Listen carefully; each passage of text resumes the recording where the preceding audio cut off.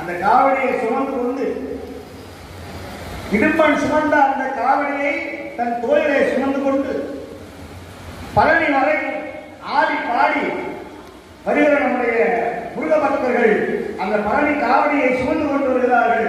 அவர்களுக்கும் என்னுடைய மனமார்ந்த ஆசைகளை வணங்கி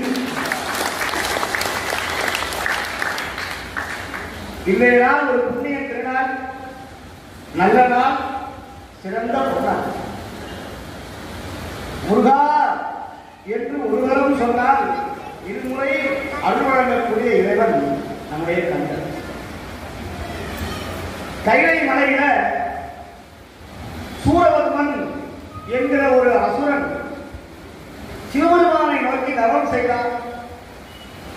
சிவபெருமான் வந்தார், அப்பா சூரபெருமான் உனக்கு என்ன வேணும்? அவன் அண்ணன் 3 பேர், தாரகாசுரன், சிம்மமுகன்,